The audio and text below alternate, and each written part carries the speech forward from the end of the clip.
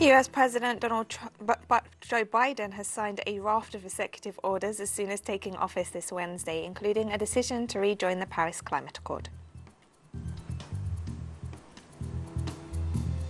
A powerful gas explosion tore through a residential building in the Spanish capital Madrid on Wednesday, killing at least 3 people and ripping the facade off the structure. Malian security forces fired tear gas at dozens of demonstrators in the capital Bamako this Wednesday during a rally against France's military role in the country. From the headquarters of teleSUR English in Havana, Cuba, this is From the South, and I'm Katrina Goss.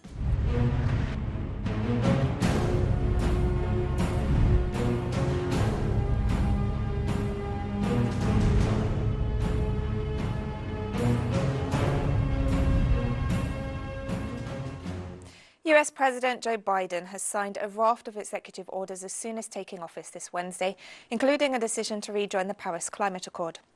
The orders were aimed at reversing decisions by his predecessor, Donald Trump, including the process of leaving the World Health Organization, ending the ban on entries from mostly Muslim-majority countries, bolstering environmental protections and strengthening the fight against COVID-19.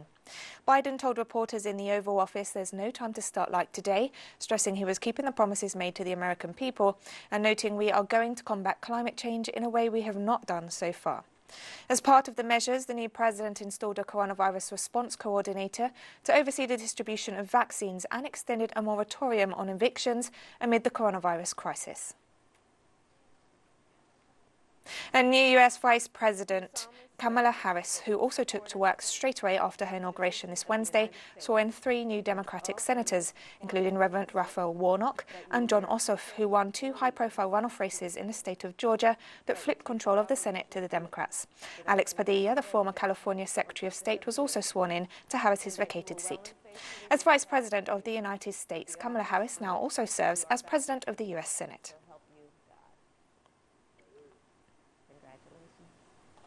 Joe Biden has been sworn in as the 46th President of the United States amidst a heavy security deployment and called for unity in his first speech as President. President Joe Biden began his inaugural address with a moment of silence to honour the more than 400,000 Americans who've died due to the novel coronavirus. He noted we'll honour them by becoming the people and the nation we know we can and should be. Referring to recent events, Biden called on Americans to overcome their divisions, declaring that without unity there is no peace. He also pledged that he would be honest with the country as it continues to confront difficulties, saying that leaders have an obligation to defend the truth and defeat the lies. As he did frequently during his campaign, Biden pledged that he will be a president for all Americans and will fight as hard for those who did not support him as for those who did.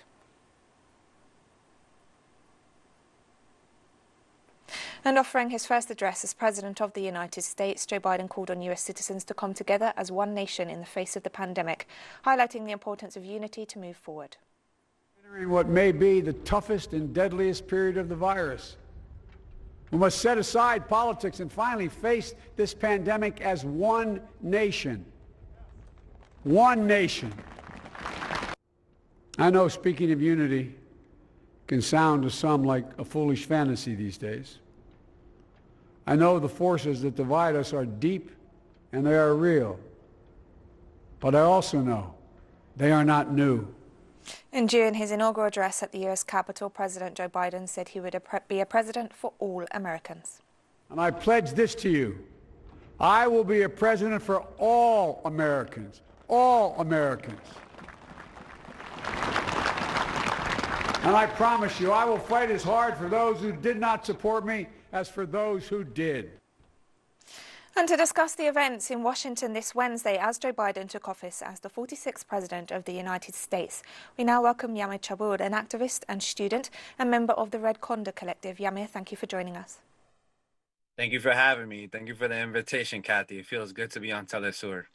Yamir, a presidential inauguration perhaps like no other that we've seen before in the midst of the huge security deployment and the fears over possible violence in the wake of the events of January 6 at the US Capitol.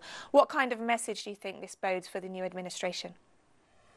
I mean, this bodes a lot for this new administration. I mean, Joe Biden, the 46th President of the United States, is inheriting a country that's polarized, a polarization of supremacy ideology started by Donald Trump's movement, and from the other side, a multicultural movement that respects all different types of racial, religion, and gender backgrounds.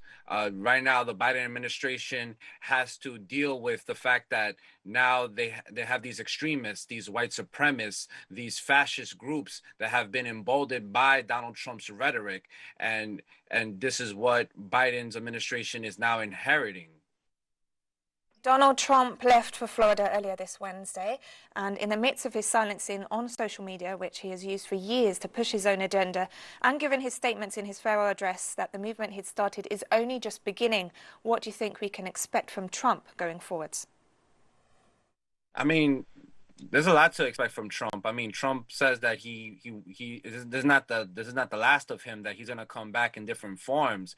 So I mean, he might come back, or his son or a family member of his might try to run for presidency in the next 4 years. But what we could expect is his base trying to prey upon this historical ignorance within American society of segregation, white supremacy, and the worst parts of this society. Um, so I think that that's one. Those are a couple of things that we have to expect moving forward with Donald Trump and his movement, his base of white supremacists and fascists like the Proud Boys, the Oath Keepers, and the Three Percenters. Mayor Joe Biden faces a series of major challenges on taking office. Perhaps the most immediate is the ongoing COVID-19 pandemic. He's pledged 100 million vaccine shots in his first 100 days in office. How likely do you think he is to meet that promise, and what are the key challenges that he faces in the short term? I mean, Biden has a lot of challenges with that right there. He's proposing 100 million shots within 100 days, and a couple of obstacles like him trying to get over doses to like a population of 331 million Americans. That's already a big challenge in itself, as well as getting funding from the federal and state. He's proposing a $1 trillion proposal, which 20 billion of that is to go into paying healthcare workers, and as well as having the amount of healthcare workers that we have in this country, because people have to be qualified for vaccination. So that takes a whole army of doctors and nurses in order for that to be accomplished. So the Biden administration will have a lot of challenges in what it's proposing in these next 100 days of trying to distribute the vaccine. Mayor Joe Biden has a history of supporting US interference in the internal affairs of other nations. Focusing on Latin America, Biden accompanied former President Barack Obama in his change of strategy towards Cuba, and he stated that he plans to resume the re-establishment of relations with the island. What do you think we can expect from the new administration in terms of how it treats the region that it views as its backyard?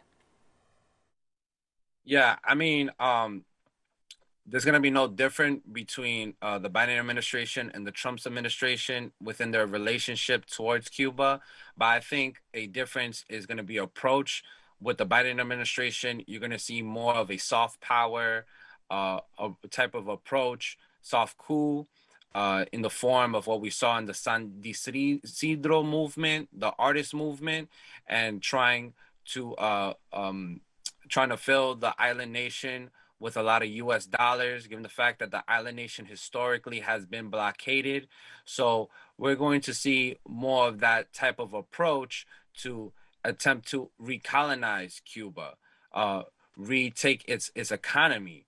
And they're going to use rhetoric like restoring democracy, which is nothing more than again trying to recolonize the island, take control of its economy, its resources, for the fact that Cuba has immense resources within tourism and agriculture. So as of right now, the tactics are going to change, but the objective is still clear, which is to recolonize the island nation. And Yamir, in terms of Venezuela, which is an ally of Cuba, do you think that we can expect the same sort of thing in terms of policy to Venezuela after seeing how Trump has been very, very active in destabilizing Venezuela? I mean, for sure. I mean, Trump, right? I mean, Trump yesterday on his way out pushed more economic sanctions on Venezuela and on Cuba. And this is another tactic of trying to attack Venezuela. Another thing that Trump did was also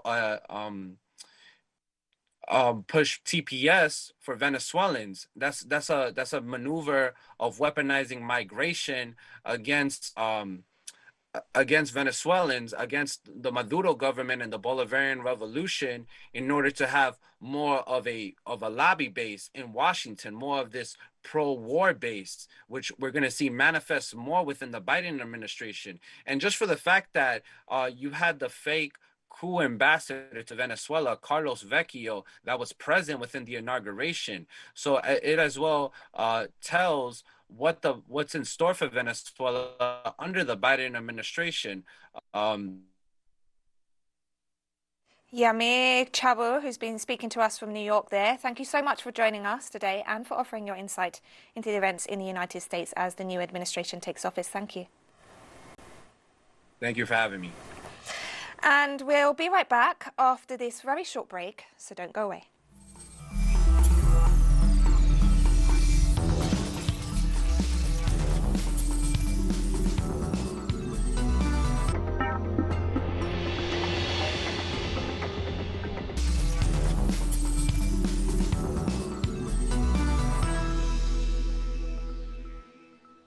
Welcome back to From the South. To bring us more details on the events in Washington this Wednesday as Joe Biden took office as the 46th President of the United States, we now welcome our correspondent, Carlos Montero, joining us from the US Capitol. Carlos, what can you tell us about the atmosphere there on the ground in Washington following today's events and the first moves of the new administration? I have two breaking news. Just the Senate confirmed the first member of Joe Biden cabinet, April Hain. She's going to be in charge of the national security, the first woman who's going to be that. The second breaking news is just finished just before we start talking, the first press conference of the new team, of the new press team of Joe Biden. They were asking so many questions about how he's planning to deal with the media, how he's planning to do with the press. We know that Donald Trump didn't have the best relationship with the media. What she said, the new press secretary, that she's planned to be open, open. She doesn't want to have any kind of confrontation, and she wants to inform the American people what the president of the USA wants to do. She's planning to have a press conference every day. She doesn't know how long it's going to be. The one of today, the first one of the presidency of Joe Biden, was short because here in the Capitol, we are waiting for a TV show. It's going to last 90 minutes. The host is going to be the famous actor, comedian, love here in America, Tom Hanks. Is going to participate, Joe Biden. It's going to be also the Vice President, Kamala Harris. They're going to be another celebrity. So there is a grand expectation that's going to happen in a few more minutes. That shows that's going to be the end of historic day in the USA, where it changed the presidency. Joe Biden is the new sheriff in town. Donald Trump belonged to the past. This morning, he didn't want to participate the ceremony where Joe Biden sworn to be the president 46 of this country. He left early to his residence in Florida. And before leaving, he talked to the media, he talked to his followers, and he said that the 4 years of his presidency, they were great. Those were her words. He painted a situation that he did so many things for the American people, but the reality, America is in a bad shape. America has a virus that so far killed 400,000 people, a country that have a serious economic problem, a country that have tough relation with different leaders of the world.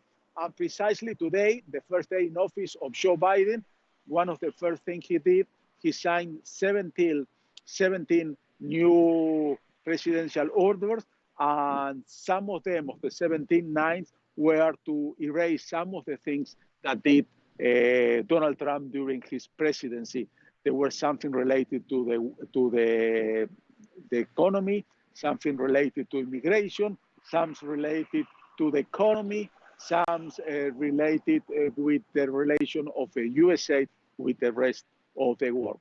Tomorrow, Joe Biden is saying that he's going to be talking about how one of the main challenge of his presidency is the coronavirus, how to deal with that, how to make the vaccine to be accessible to everybody. And tomorrow he's going to work on that, how to fight this virus. Like I said before, so far killed more than 400,000 people.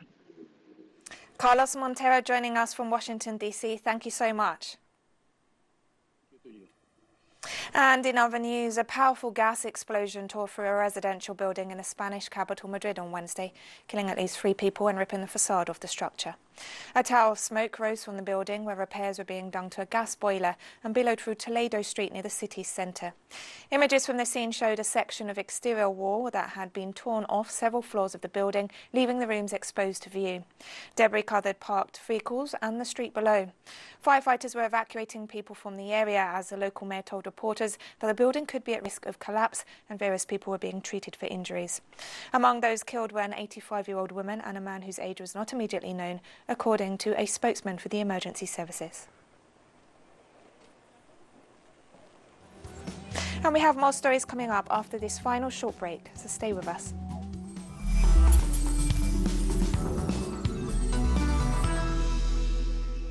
Welcome back to From the South. Malian security forces fired tear gas at dozens of demonstrators in the capital Bamako this Wednesday during a rally against France's military role in the country. The protesters, who were in a central square in the West African city, fled before the gas canisters fired by a large number of police and security forces. Police roadblocks also stopped motorbike convoys of protesters making their way towards the square from different parts of the city. Bamako City Hall had earlier banned the protest against the French military, citing COVID-19 restrictions. France, Mali's former colonial ruler, first intervened in the country in 2013 with the pretext of driving back jihadist forces advancing on Bamako. It now has over 5,000 troops deployed across Africa's Sahel region as part of its anti-jihadist force. But the French military presence in Mali is frequently criticised, and activists stage occasional demonstrations in Bamako against French troops.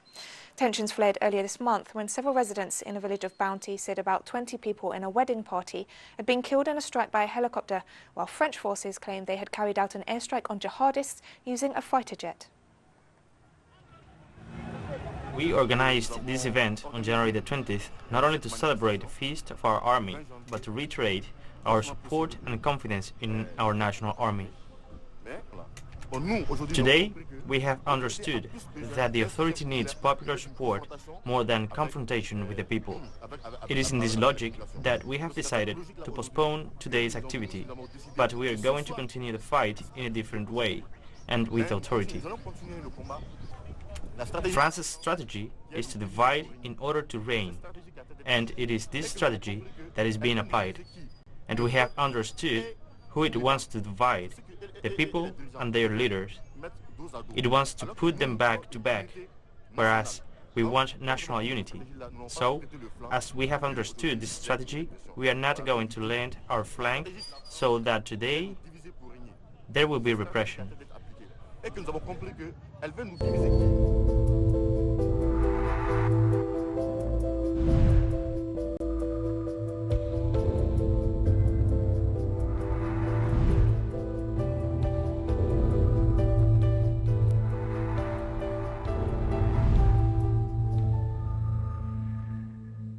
The Vatican opened its doors on Wednesday to 25 homeless people to be vaccinated against COVID-19.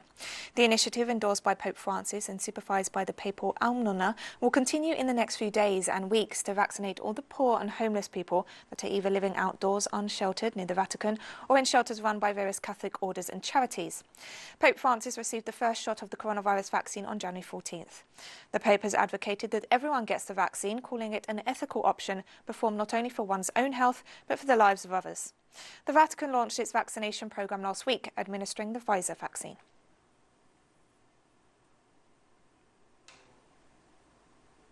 Japan has been witnessing a worsening COVID-19 situation nationwide as new virus variants grow rampant across a number of prefectures. The country has reported nearly 5,000 new infections and 28 cases in a critical condition during the past 24 hours, with the total number of confirmed cases now surpassing 332,000. The Ministry of Health, Labour and Welfare recorded over 100 coronavirus deaths on Tuesday, representing a record daily high. Meanwhile, Shizuoka Prefecture in central Japan detected 3 infections of the new coronavirus variant, first detected in the United Kingdom.